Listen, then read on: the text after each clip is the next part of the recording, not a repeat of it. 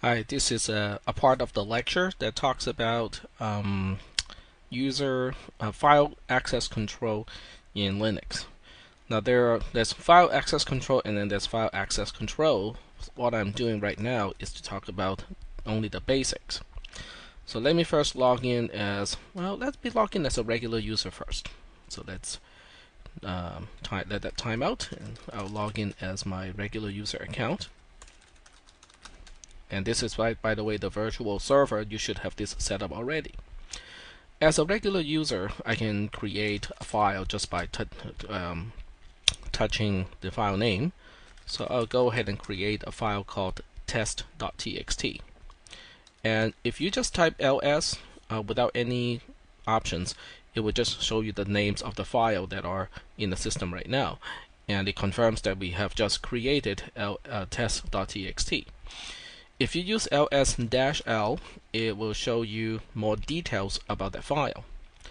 You can probably tell this part here, August 29th, 1227, is the timestamp of the file. This is the last modification time of this file. This 0 refers to the size of the file. This is an empty file, and therefore it is 0.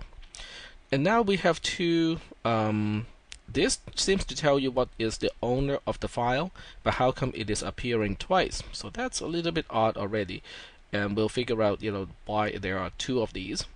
And then there's also a 1 here, and there's something really cryptic on this side: -rw, -r, -r, -.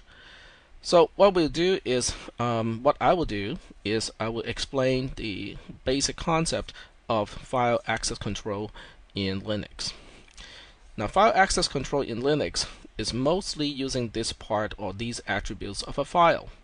A file has three owners. Every file has three owners in terms of access control. The first owner is called a user owner, and that refers to these three letters here. RW- is the permission given to the user owner of this file. The user owner of this file is the first name that appears after all this cryptic stuff, which in this case is TAUYEUNG. There's also a group owner to every file. The group owner to the file, or the permission given to the group owner of the file, is controlled by the next three characters, R-, which means the file is only readable to a group owner of this file. In this case, the group owner is TAUYEUNG again. So this is kind of strange because, why do we need both a user owner and a group owner to a file? I'll show you one example real quick, and that will be clear up real soon. The last one here, R-, the last three letters, refer to the user called others, which are basically which refer to users who are not the owner, a user owner of the file, nor a part of the group owner of this file. So everybody else that is not covered by the user owner or the group owner will fall into the category of others. So in this case, this file is read-only to all other users in the system. Okay, so getting back to, it doesn't seem to make sense when we have the user owner and the group owner being the same, so why even bother to create a group owner in this case? Let's look at some special files. I think one really good one to take a look at is SDA, which is the block device referring to the first hard drive in the system. So we'll go ahead and use -L to specify to display more details. Now this one is interesting because the B here means it is a block device. It is not a regular file. When you see a dash as the first letter, it means this file is quote-unquote a regular file. When you see a B, it means it is a block device. It is not a regular file. But more importantly, what I'm trying to demonstrate here is that the user owner of this block device, of the first hard drive seen as a file, is root. Well, the root it makes sense because it's the system administrator. But sometimes you might want to have other people to have access to the block device here. So what happens here is we are also using disk as a group owner of this file. So any member of disk will also inherit the read-write access that is specified for the group owner. So that means if TAUYEUNG is a member of the group disk, I would also be able to read-write to the file. So let's go ahead and try something like this. Okay, we'll go ahead and say, I'm trying to find out the command that is really harmless to do to SDA. So we'll do a hex dump, and this is less than. The less than symbol is redirection. So I'm using /dev/SDA as the input to the program called hex dump. This is a read-only access to it, so I'm not posing any danger to overwrite the content of the hard drive. But you have to be very careful when you do something like this. Every time you deal with a block device like SDA, SDA1, and so on and so forth, you can potentially hose the entire hard drive with one little command. Okay, I tried to execute the command and it says permission denied. Well, that's because I am currently not a member of the group disk. Now, how do I know I'm not a member of the group disk? There are several ways to do it. One is to take a look at the group ownership file. So we can take a look. I use VIM. If you want to use P code, that's fine. It's in etc/group. Oh, we don't have a VI installed, so we'll go ahead and just use VI. We don't have VIM, which is VI improved, but VI should be there. And you can see this file is read-only to everybody. And then what you want to do is to find the group disk, DISK, and it is right here.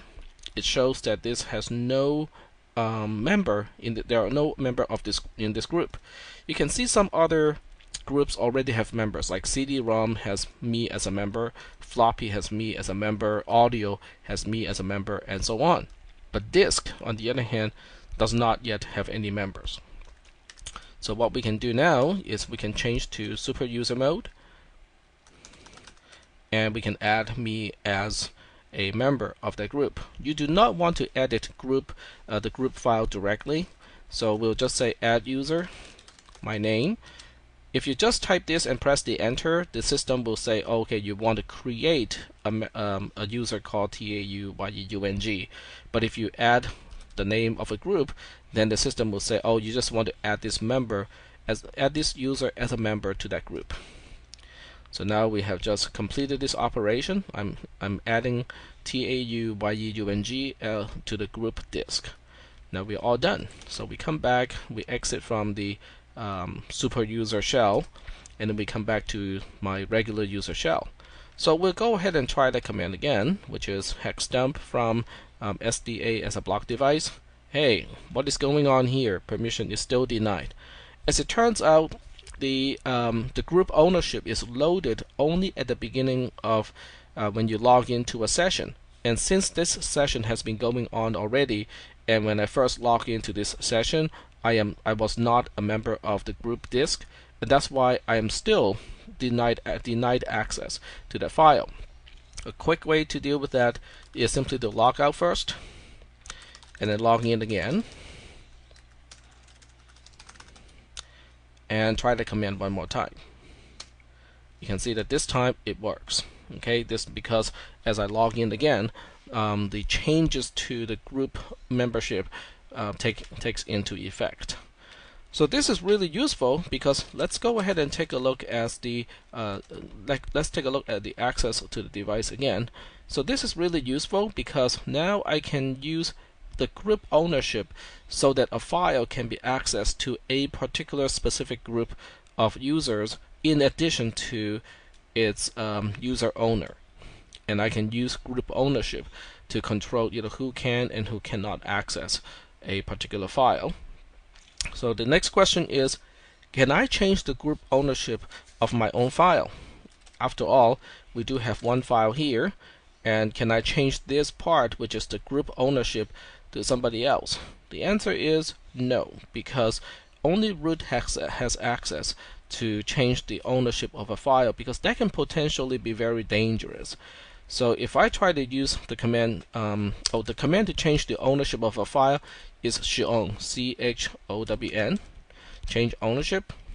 If I want to change the group ownership, I have to specify a colon first, and let's just say that I want to change it to disk, and then we specify the file name, which is test.txt, and it actually let me do it. Okay, so I can actually change the group ownership of the file, but I cannot change the user membership of the file. Okay, so that's good, because now I can change the I can make anyone who is a member of the group disk can now access this file, but only with a read access. The next question is, okay, it's great that I can change the group ownership. How about changing the user ownership of this file? If you want to change the user ownership of the file, then you have to specify the owner like root without a colon, because if you start with a colon, it is a group name. If you start with just a name, it is just the user. And in this case, I cannot change the user ownership of the file. I can only change the group ownership of the file. Okay. Now that is really useful. chown, is very useful because you can change the ownership. But sometimes you may not want to change the ownership. You just want to make sure that, okay, let's just say that we want to make sure that anyone who is not me, nor a member of the group disk, should have even the read access to this file. In other words, I want to erase this R here. I want to make all other users not be able to access the file at all. Well, you can do that by using the command called chmod, change mode bit. Okay, that is a really interesting command. There's not enough time to talk about all the different uses of this command, so I can only recommend that you read the man page of chmod. And it's really quite long, but it also describes a lot of, well, it's not too long, but it does describe how you can use that command. But I can show you the more common uses of this command. For instance, if I want others not to have read access to this file, I can do something like this. I can specify O, which stands for other, minus, which means I'm removing a particular permission, and now I can specify the permissions that I'm removing. I can remove the read access permission in this case to the file called test.txt. So when I use ls-l again, you can see that this time it does not have a read access anymore. So this file is no longer accessible or read accessible to people other than myself or a member of the group disk. And you can do the same thing to group or user by prefixing the change with U for user and G for group. In other words, let's try this.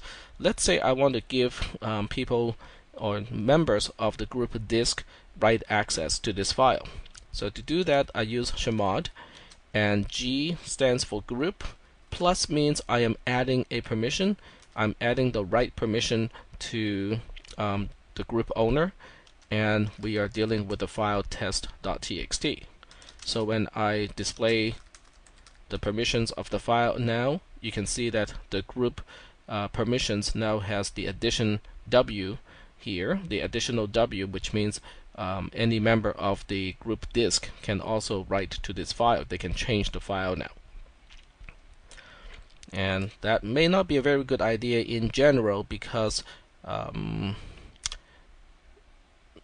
this means that other people can not just only read the file, but they can also write to the file.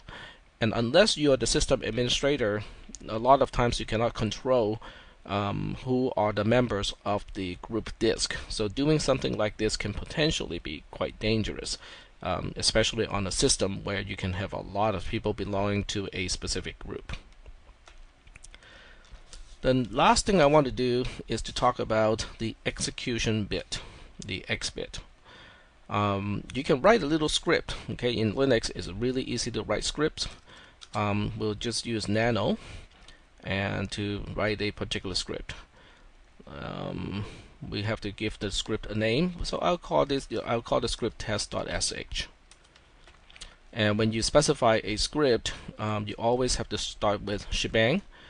Shebang basically is a line that is intended for the command line interpreter. It tells the command line interpreter, how am I going to run this command. So in most cases, you want to use bash to run a command.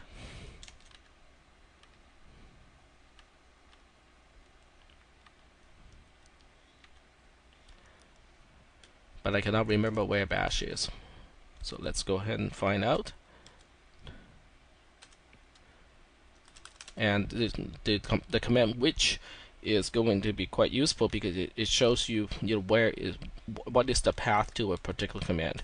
In this case, bash is in /bin/bash. So we'll go ahead and edit the file again. I'm going to use VI because I'm just so much more familiar with VI than nano. You can choose any editor that you feel you're comfortable with. So once again, we start with shebang, and then we specify the path to the command bin.bash. And now you can specify any number of commands. That it's basically we're using the shell script as a batch file at this point.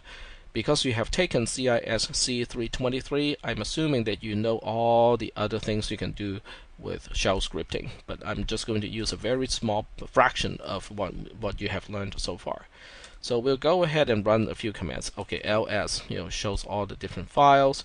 df-h it shows the file systems and how much space is left. And then we'll use mount to show us all the mount points of the devices. Okay, and those are the three commands that I have to run as a test script. Alright, so let's do an ls here. We have test.sh as our shell script. So you would think that test.sh, if we just write the command like this, it will go ahead and run the script. Press the enter key, it complains and say the command is not found.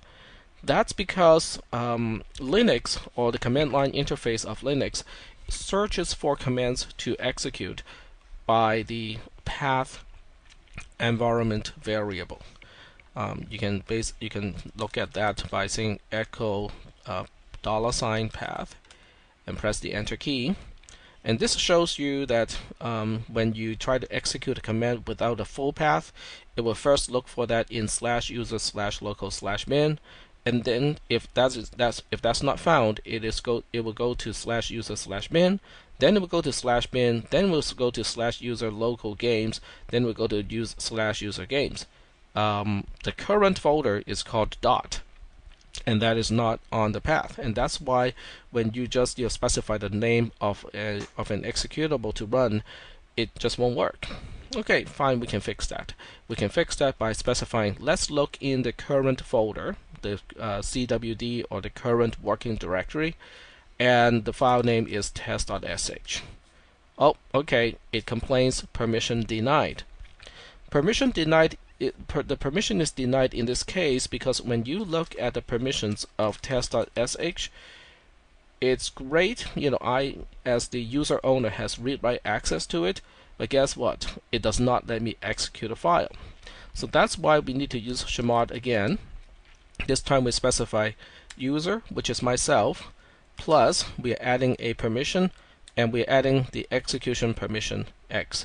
Now remember, this command is case sensitive, so when you specify the permission, you have to make sure that we use lowercase x in this case. And then we can specify the name of the shell script, which is test.sh.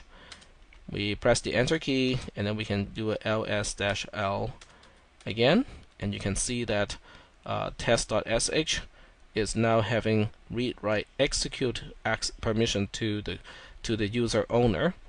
You can also see that anything that is executable is automatically highlighted as green in the normal setting, in the normal configuration of bash. So now we can do /test.sh, and it runs the three commands contained.